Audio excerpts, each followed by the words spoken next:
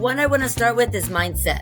Because in life, Tony Robbins, I used to hear like 75% of what you do is mindset, 25% skill set.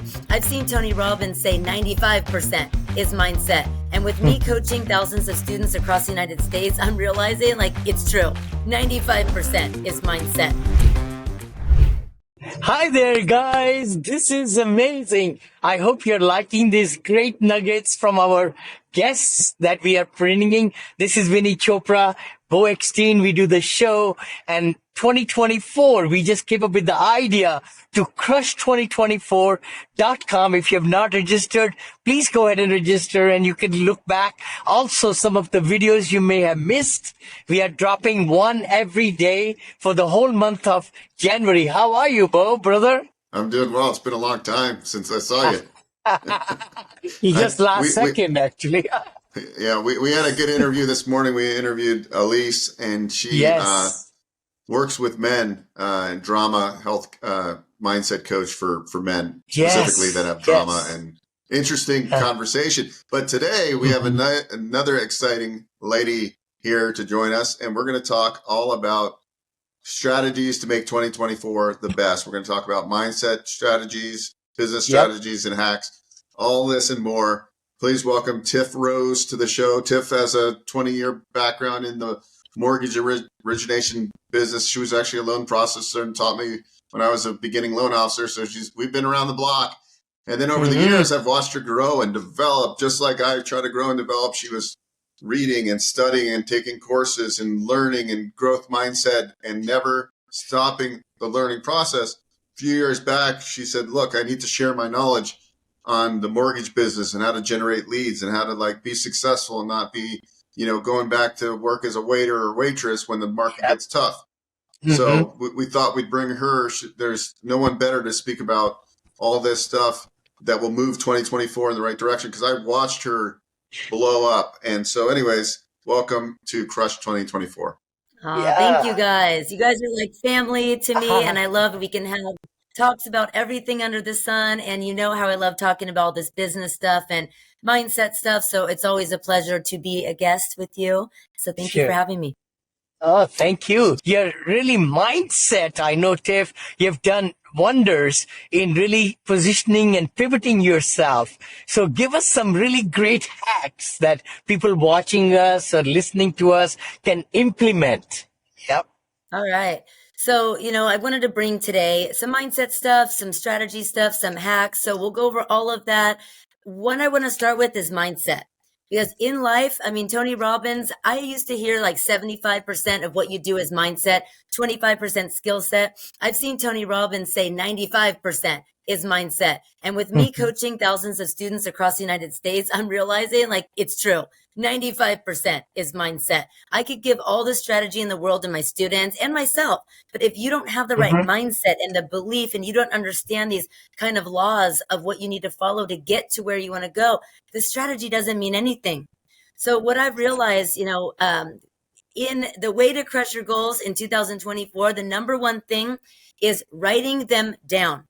So there's something magical. It's even in the Bible. I don't care what religion you are or not religious, but it is even in the Bible. When you write it down, and scripture says that it will get brought to you.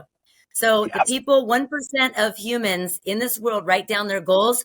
38% write down their goals. A big percent doesn't read them every day or doesn't know where they are. The 1% that read them every day, they're multimillionaires. So guess what I do every single day now? I have it right by my vision board. I read my goals every single day.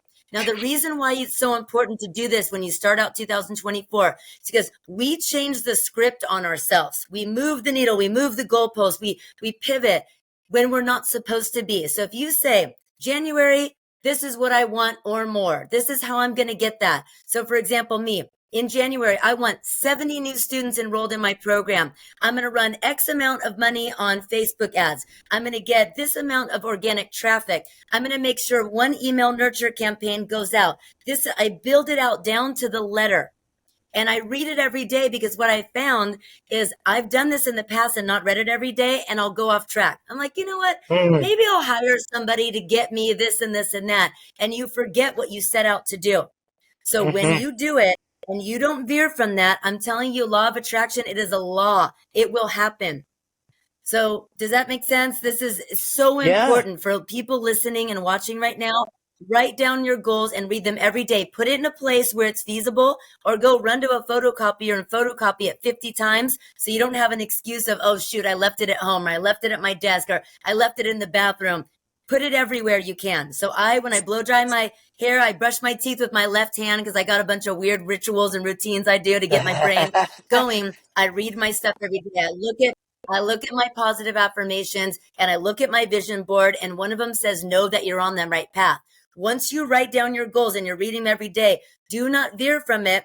Know that you're on the right path. Those things, those ideas, that energy got brought to you for a reason. It means because that's what's going to get you on the other side of your goals. You're 3 feet from gold, and then we change the script on ourselves. So important you read that every day.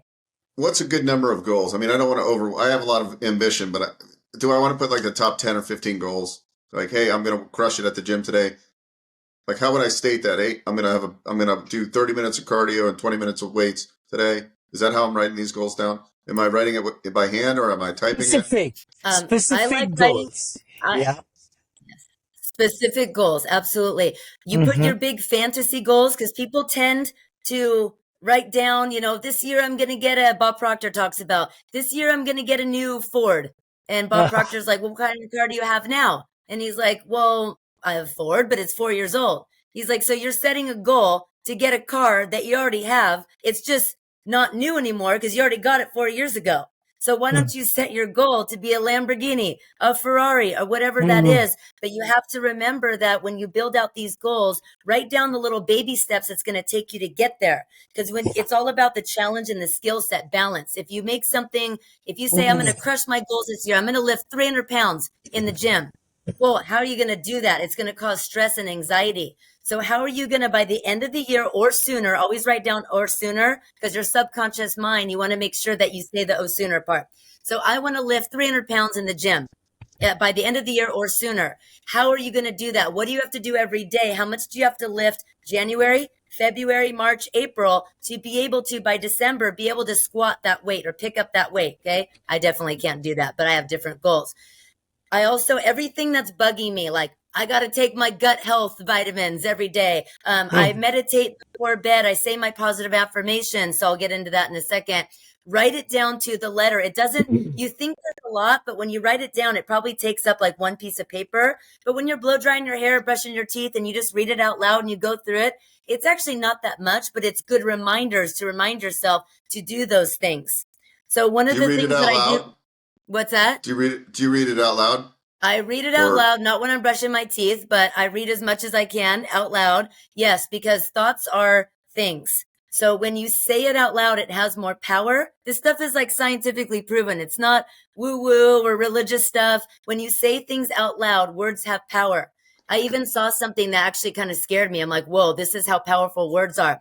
This man said, God, please take my baby's cancer away and give it to me. And he actually, his baby got cured, but he got cancer. And so the spiritual advisor said, well, why would you do that? Do you know how powerful your prayers and thoughts and words are? Yeah. So say, God, please heal my baby. You don't have to do a trade-off, because you will get exactly what you speak out loud and what you say. Words, yeah. Words are very powerful. So as many times a day as I can say things out loud. And it's funny because it creates an energy. I have it framed. I have all kinds of little stuff in my house, but I have a game changer photo frame, and I walk around the house and I say, I am a game changer. I create my own destiny. Success breeds success. I celebrate. And it's when you actually say it out loud, I'm like, hell yeah. I get so excited. I'm pumped up differently than when I just read it in my head. So to answer your question. I love it. Love it. Yes. This is amazing. I'm listening to the 12-week year, which basically said that's a good one. This 12-week year. So 12-week year. So just don't say your goal for the year. Set it for the first quarter, because then you could pivot and make changes. Like so true. So true.